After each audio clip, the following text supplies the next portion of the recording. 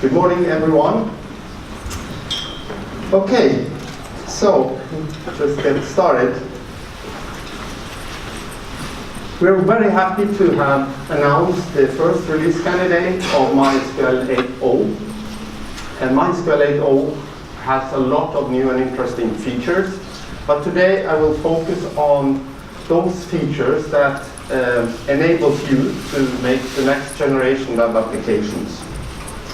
So let's create a web application. Imagine that you want to become the next ticket master. You want to sell tickets to events across the globe. This is an example venue. This is the AT&T Stadium in San Francisco, the home of the San Francisco Giants. It's mainly used for baseball games, but also for concerts and other things. And so a given venue can be rearranged for different seatings in different events, and also, of course, different venues have different arrangements of seating. So let's create the data model for this application. This is a possible data model. We have events that takes place on venues. Venues have seating arrangements. Then a customer order tickets for seats on given events, right?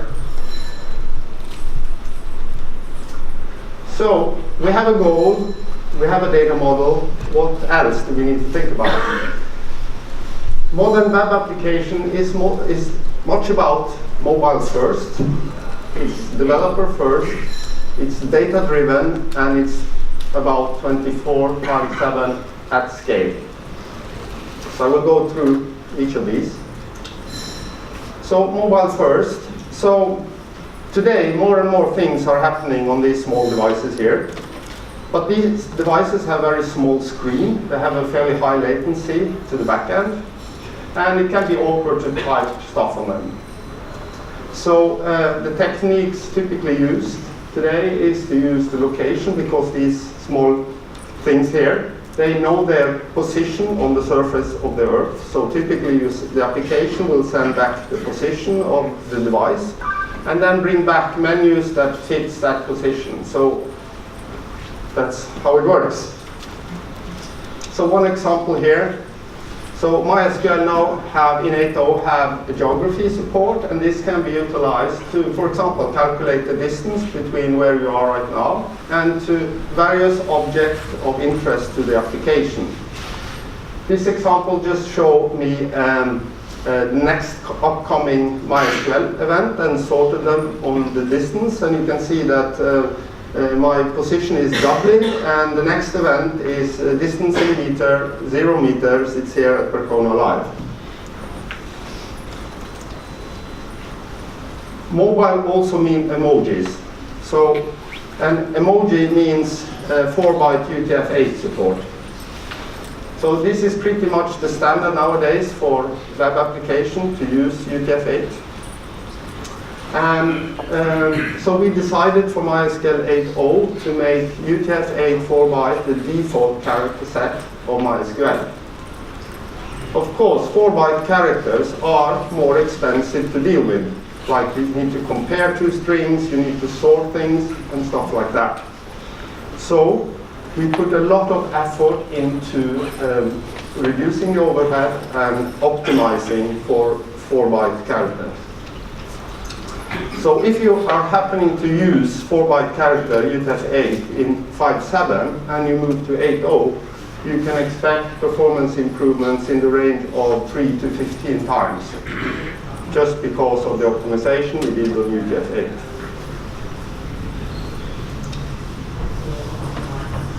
So developer first. Companies developing application have a pressure on going time to market. It's hard to find developer, and you need to ensure that your developers are productive and up to speed. Has different implications. So nothing wrong with PHP, Python, and other languages, but nowadays more and more of the ecosystem around web development is around JavaScript. So 8.0 comes with a Node.js connector. to serve this new type of development. It also serves it on the top of the new asynchronous client-server protocol that we call the ACE protocol, which is also a new invention of Høydalsvik. We want developers to be productive, and we have created a new one-stop tool called the MySQL shell, where you essentially can do everything you need to do, from managing your system, monitoring your system, creating applications, and managing them. It comes in modes. You can use the classic SQL mode, for example, or you can switch to JavaScript mode so that a JavaScript developer will feel home in the tool. And a developer would like to get HA out of the box, so we deliver the InDB cluster solution based on the group replication and a router in front of it. So in between the application and the cluster is a router, and all of this can be managed by the MySQL shell. So back to the schema we designed a little earlier ago, a few minutes ago. So I highlighted here the seeds in red, and we model them as a JSON document. The reason for this is that we need this flexibility here because the different venues are so different, and different events at the same venue can also be different when it comes to physical seeding. So to get this flexible aspect into our data model that is for the most normal relational data model, we take one element of this and we make it a document-oriented model. So all in all, 8.0 can be used as a pure document store, or a traditional classical SQL database, or you can mix. You can use documents for some aspect of your application. So if I just select a seed here, some random seed, you can see how it looks like. It's a document. It has attributes like row number, seed number, section number, and then it has a variation of properties. Amenities like washroom, bar, snacks, distance away from your seat. It shows accessible falls, list all the emergency exit and how far they are away or their position can be. So, and it's easy to add a new property to the seed, and it's difficult. It's easy to add a new kind of arrangement of seeds to the model. So 5.7, we added a lot of JSON functionality. This was one of our most popular features in 5.7. And in 8.0, we take the next step. Specifically, we have focused around function that enables you to go from, let's say, a SQL world to the document world, or the other way around, from a document to SQL. So bridging the document model with the relational model. I will show this in the next two slides. This is an example where I use the JSON array aggregate in a normal SQL query. So the only thing I do here is to, instead of having a SQL result, I create a document with the result set in them. So you just see there is one row in the result set, that is one document, and there is one JSON object per row, and each row is represented as an indexed array of events. So moving from a SQL result set into a JSON document. The next one, which is new in labs, not in 8.03 right now, coming. This is the JasonTable function. So what the JasonTable function can do is to create a mapping or a view on your JSON document that goes into your normal SQL execution machinery, right? And this, if you think about it, is quite powerful. I can then use all of my SQL to process content in a JSON document, right? Sort things, all sort of things. I can also even, let's say, use it to join one JSON document with another document. So bringing all the power of SQL to the document world. Next thing, data-driven. So you all have more and more data. The world is full of data, and more is coming. And so more and more applications become data-driven in various ways. And there is more need for typical analytics functionality. And in 8.0 we provide two concepts, the common table expressions and the window functions. Both are very powerful and very complex constructs that we have separate talks on here. I think we had Glenn did the table, common table expressions yesterday, and Dag will do late at 2 o'clock, 2:20 today. He will do the window function. Please go there. Just showing a small example here on both of them from this ticketing application. First one is a very simple usage of table expression. I just make, with this with clause, I create a filter on tickets, and then afterwards I have the select from the filter. This is used in this simple way. It's just a way to make your queries kind of appear simpler or easier to read and understand. And then you can add, you can reference the table expression several times, for example. You can have recursive, and it can get quite complex.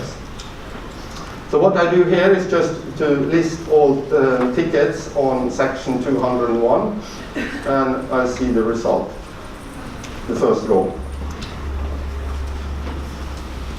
So, window functions. What this query do is to look at the section of your stadium, for example. You want to have two seats next to each other, two adjacent seats, right? So I want to find my option, which seats are adjacent to each other. And I'm using the window function, partition over rows, to avoid that the last seat on one row is seen as being next to the first seat on the next row. By using lag and lead, so I look at the previous seat and the next seat while I traverse through the section.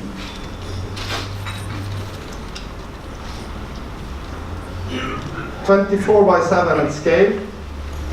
There are, of course, many aspects to 24/7 at scale. I will look at a few of them here. So one problem at scale is that you are putting an event out for sale, and then it's a very popular, it's a Justin Bieber concert or something that everyone wants to buy right now. So you easily get into a situation where everyone tries to access the system at once, and creating contentions in the system. And contention causes queues to build up, and then suddenly at some point the system will stop responding to you. But everyone is just waiting for something. So we have introduced two small things here to help you avoiding contention. That mechanism you can use to build application avoiding contention. One is no wait, and the other is skip locked. Can be illustrated by if I want to book seat 1, 2, 3, and 4, and I do a select for update to lock these seats. The no wait here will actually give the semantics that if one of these seats are locked by anyone else, I will give up and return. I will not wait, I will not contribute to any queues building up. I will perhaps try 4 different tickets. So this can be used, of course, you need to know what you're doing, but it's a mechanism you can use in the design of your application. The other option here is skip locked, same query, but instead of trying to get all, this say just lock those that you can get. So as many as you can get, but skip those that are locked by others.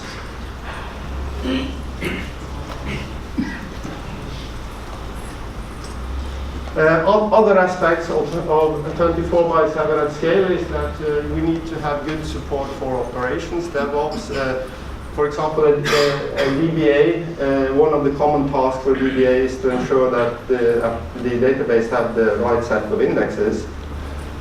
And it needs sometimes to add indexes, remove indexes that are not used, so on and so forth. And Invisible Index is a tool that helps you in this. For example, you suspect that one index is not really used and you want to get rid of it. But you also know that if you drop it, it will take perhaps hours or even days, depending on your data volume, to rebuild an index, right? So this is kind of, you need to be careful when you're dropping an index. So instead what you can do in 8.0 is that you can make the index invisible to the optimizer and then check if there is any problems.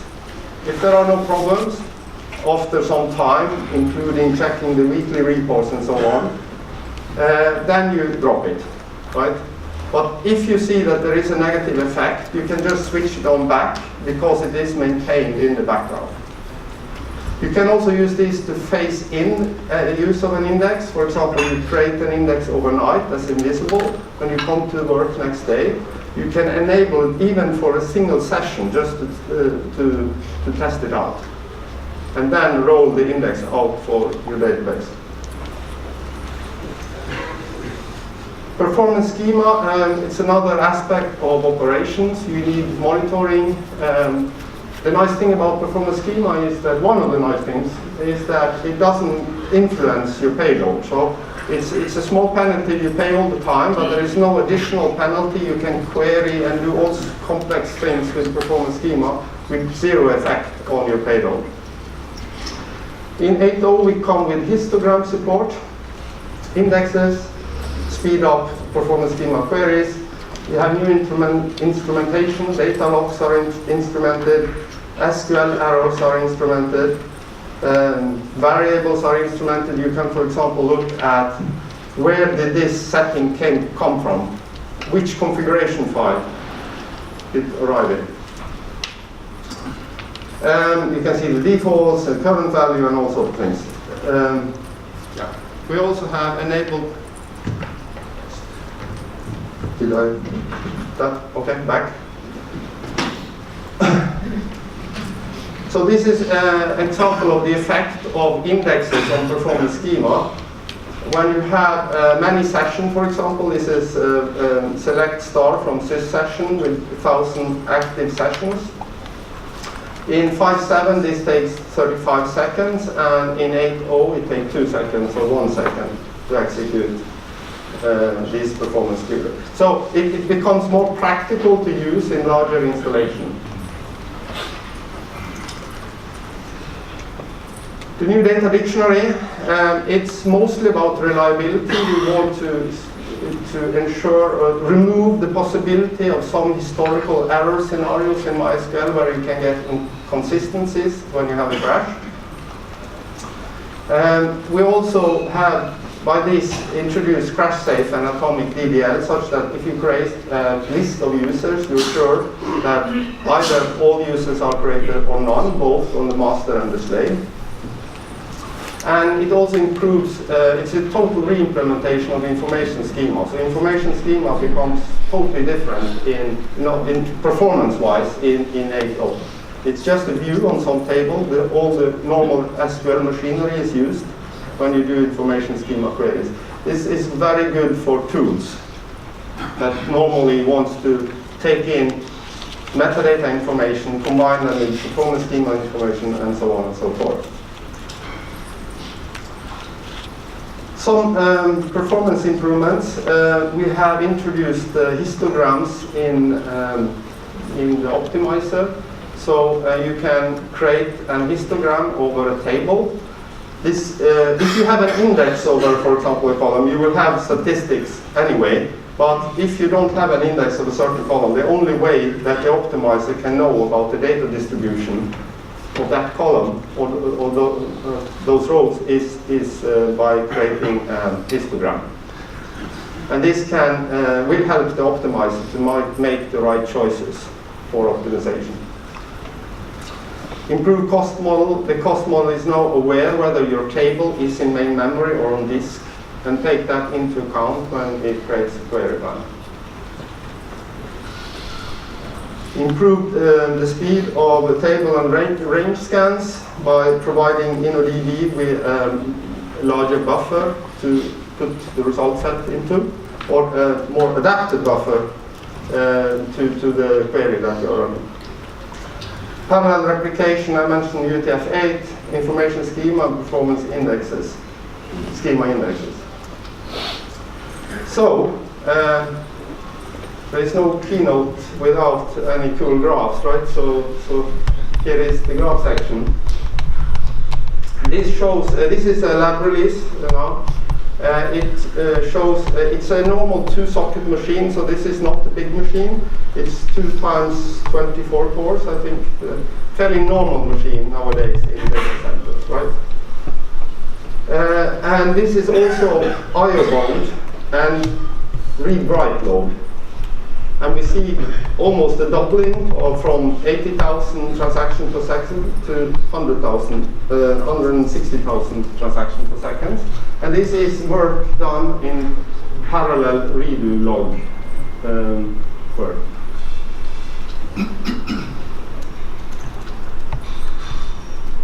Read point select, read only. So over 1 million transactions per second on a normal hardware.